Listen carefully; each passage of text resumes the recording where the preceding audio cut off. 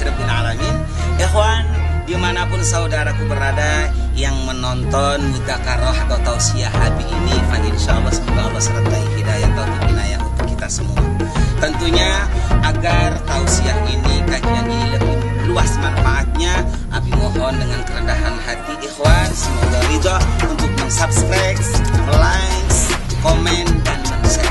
Insyaallah akan lebih luas manfaatnya dan menjadi jariah bagi ikhwan.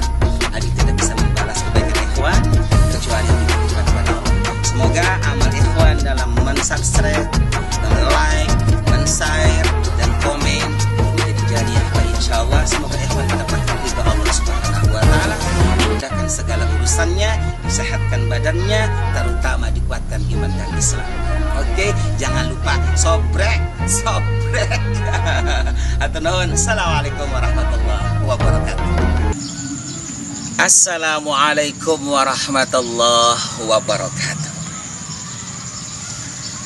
Nahmadallah wa nashkurullah ala al-abad bila nihaya ala ni'matihi allati la tanhasir. Wassalatu wassalamu ala sayyidina wa habibina wa syafi'ina wa maulana Muhammadin wa ala alihi wa sahbihi ajma'in. Amma ba'du. Salamun salamun wa alfa salam ala al-Mustafa Ahmad syarifil maqam. Salamun salamun kamiskil khitam alaikum uhai babana ya kiram wa madhikruhum unsuna fi dhalam wa nuru lana baina hadzal anam. Amma ba'du. Ikhwanul muslimin yang dimuliakan Allah Subhanahu wa taala, alhamdulillah, masya Allah. Semoga ikhwan, semua umat Rasulullah sallallahu alaihi wasallam, bahkan semua makhluk Allah yang ada di muka bumi, semoga kita semua pulang menghadap Allah dengan iman dan Islam, mendapatkan rahmat Allah dan syafaat Rasulullah sallallahu alaihi wasallam. Ikhwan, kali ini Abi akan berbicara tentang insyaallah tentang rumah tangga. Tentunya kerukunan rumah tangga itu harus terbina dari dunia sampai surga. Bagaimanakah syarat dan surutnya? Sederhana ikhwan. Ada 3 S yang perlu dijaga. Pertama yaitu adalah kita senantiasa saling, ya, sirkatun fi jamil ahwal wa fi ahli. Artinya selalu bersama di dalam segala hal, dalam berurusan rumah tangga antara suami dan istri harus saling mencintai, saling menyayangi, saling menghormati, saling menjaga dan saling menutupi kekurangan. Terutama ikhwan, saling merasa bersalah dan saling berebut bersalah. Itu konsep utama untuk menjaga kerukunan rumah tangga agar selamat dari pintu pelaminan hingga sampai pintu surgawi. Saling berebut salah, ikhwanul muslimin. Artinya di saat menemukan satu masalah, ya, kata sang istri, "Papa, ini gara-gara mama, Pak. Masalah ini dosa mama, Pak. Ini salah mama, Pak. Ini mama, Pak. Ampura mama, Pak. Gara-gara mama semuanya jadi berantakan, gara-gara mama jadi masalah. Ini salah mama, ampura, Pak." Kata sang suaminya, "Oh tidak, Ma. Ini salah papa, Ma. Ini dosa papa, Ma. Ini kekurangan papa, Ma. Bukan papa, inilah papa. Mohon ampura, Ma." "Oh tidak, Pak. Ini salah mama, Ma." Insyaallah udah, ikhwan, selamat dunia akhirat, utuh rumah tangganya. Enggak usah dua-duanya merasa bersalah. Masih ada satu saja yang merasa bersalah, masih di titik aman. Umpama istrinya egois, ya, naudzubillah summa naudzubillah, begitulah, ya, melawan sama suami atau apa, ada kekurangan di dalam istri, tapi suaminya berjiwa besar, ya, selalu memaafkan, selalu menghampura, selalu mengerti atas kekurangan istrinya, sehingga tidak menjadikan masalah dalam urusan rumah tangga. Ketika ada satu masalah, kata istrinya, Papa ini, gara-gara papa ini. Kata papanya, iya mah, ini dosa papa mah, ini salah papa mah. Maafkan papa mah. Sekali lagi mah, maafkan papa mah. Semoga papa tidak mengulangi ini lagi, semua mahampura papa mah. Padahal salah istrinya. Subhanallah wa bihamdi. Aman. Atau sebaliknya, ketika suaminya egois, kerepan dewek, nggak mau diatur ya, nggak mau sama-sama, naudzubillah ya. Tapi istrinya berjiwa besar. Bu, masya Allah, jiwanya jiwa Siti Khadijah al-Kubra, ya, luar biasa. Ketika suaminya ketika suaminya egois, ya kan, papa, mama nih marah-marah, ada satu masalah. Apa kata istrinya? Iya, papa, ini dosa mama, pak, ini gara-gara mama, pak. Maafkan mama, pak, ampura dunia akhirat mama, pak, atas segala kekurangan mama, pak, atas segala keteledoran mama, pak. Aman, ikhwan, ya. Tetapi kalau satu sama yang lain sudah egois, subhanallah, nggak ada yang mau mengaku bersalah, semua ngaku bener. Yang satu nggak mau di atas, yang satu nggak mau di bawah, yang satu ngaku bener, yang satu nggak mau kalah. Udah, wes, bablas rumah tangganya. Apalagi masih pengantin baru. Walaupun sudah punya anak banyak, bahkan sudah punya cucu. Kalau satu sama yang lain sudah egois, ujub, takabur, merasa benar dan tidak ada yang merasa bersalah, udah hancur rumah tangganya. Hancur, ikhwan. Karena apa? Karena ketakaburan, kesombongan adalah warisan dari iblis yang akan menghancurkan rumah tangga manusia dari dunia sampai akhirat. Akhirnya udah tua, cerai. Udah punya anak, cerai.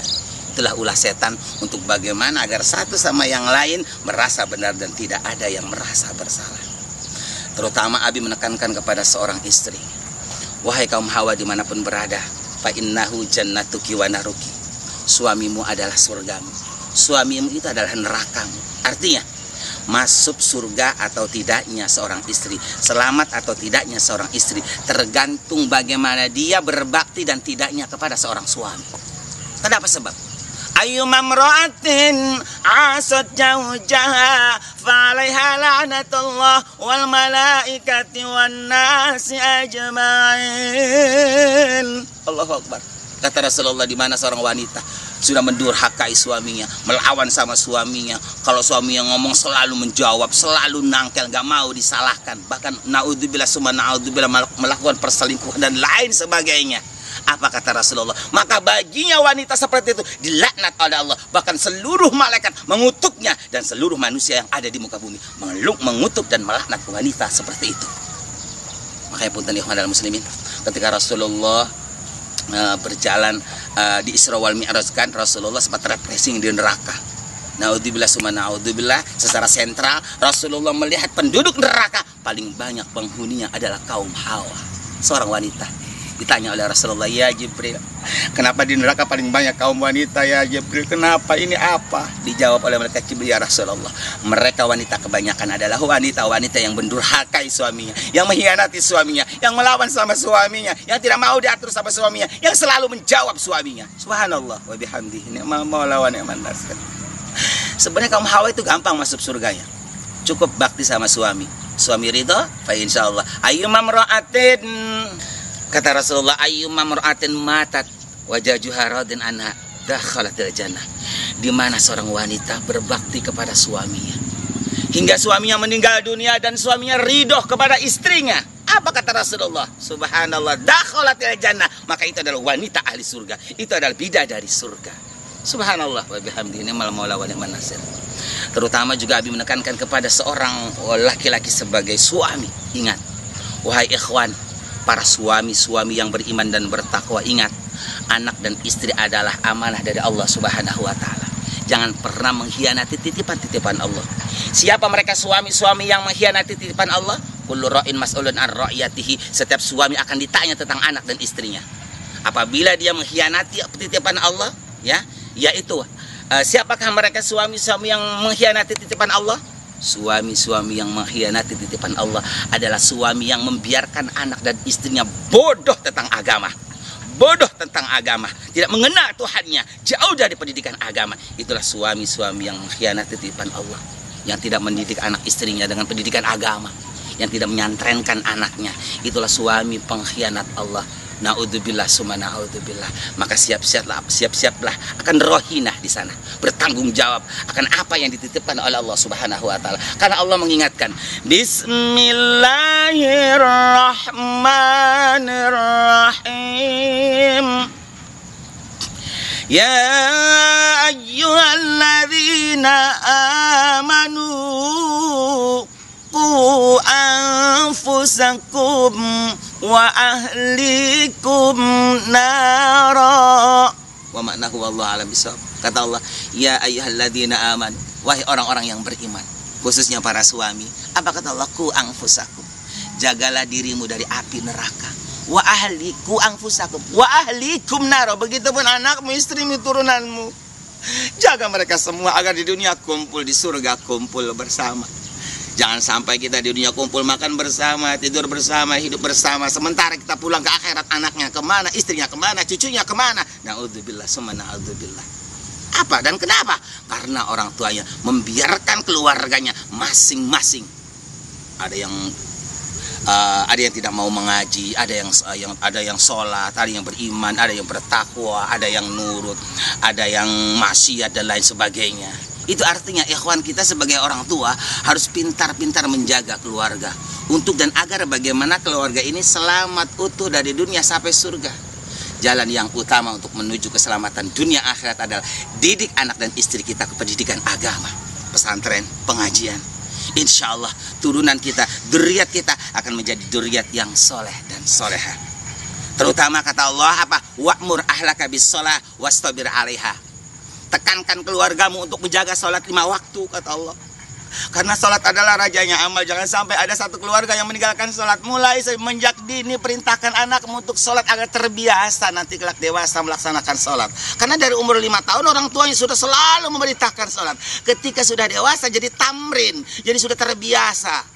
Karena dari kecil dia melaksanakan sholat, kita sholat. Ketika umur balik datang kewajiban sholat, maka dia sudah biasa melaksanakan sholat. Insya Allah keluarga yang menjaga sholat 5 waktu akan menjadi keluarga surga di dunia dan akhirat. Wastabir 'alaiha, kata Allah. Sabar, kata Allah, dalam mengurus keluarga. Apapun tantangan dan rintangannya, sabar, kata Allah. Tetap perintahkan anak dan istrimu sholat. Walaupun melawan, walaupun diperintah sekali, 2 kali, 3 kali, nggak mau, terus sampai mati. Jangan pernah bosan kita memerintahkan, mengajak keluarga untuk menjaga sholat 5 waktu. Karena sholat adalah rajanya amal. Kalau orang sudah melaksanakan sholat 5 waktu, maka sudah seluruh amal ibadah kita akan diterima oleh Allah Subhanahu wa ta'ala. Tetapi sebaliknya, kalau orang sudah meninggalkan sholat, sebanyak apapun amal ibadah kita ditolak oleh Allah Subhanahu wa ta'ala. Ikhwanul muslimin, sekali lagi jaga sholat 5 waktu. Terutama sang suami, jaga anak dan istri. Kenapa? Asyadun nas adzaban yaumal qiyamah man jahila ahluh. Manusia yang paling terberat siksaannya di akhirat nanti di hari kiamat, kata Rasulullah, adalah seorang suami yang keluarganya bodoh dari ilmu agama, tidak mengenal agama, tidak mengenal siapa Tuhannya, tidak mengenal mana yang hak dan mana yang batil, bahkan tidak mengenal hukum Allah. Sehingga hukum hidupnya yang dipakai dalam dirinya adalah hukum jiwa, hukum nafsi, hukum alam, bukan hukum agama. Tak mengenal mana yang bengkok, mana yang lurus, tidak mengerti mana yang hitam dan mana yang putih, tidak tahu mana yang menyesatkan dan mana yang menyelamatkan. Kebodohan itu akan menyesatkan kita dari dunia sampai akhirat. Bahkan tidak sedikit banyak keluarga, satu keluarga ada yang musyrik, ada yang murtad, ada yang kafir, ada yang munafik, ada yang fasik.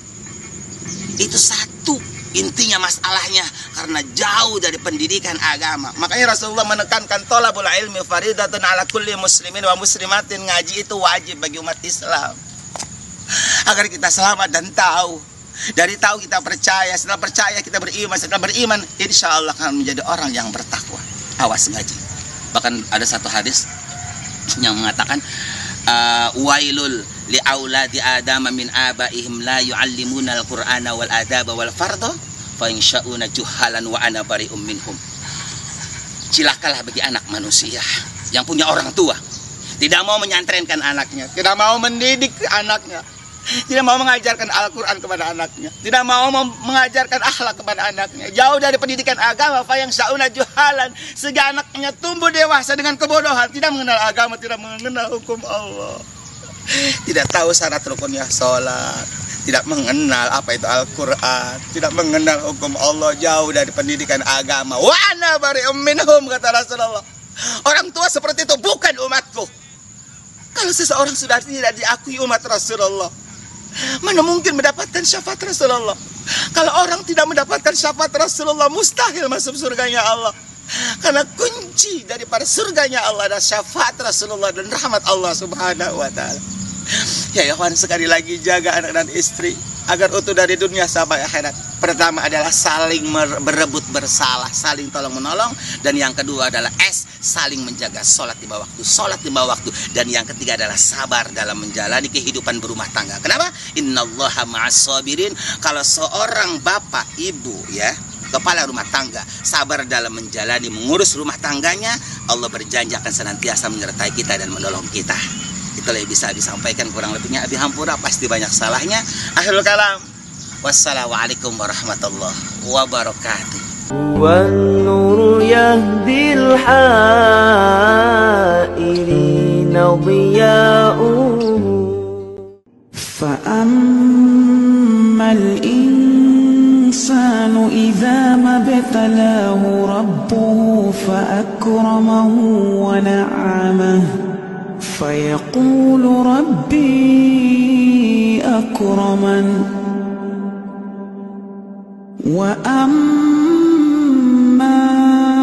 إذا ما ابتلاه فقدر عليه رزقه فيقول ربي أهانن كلا بل لا تكرمون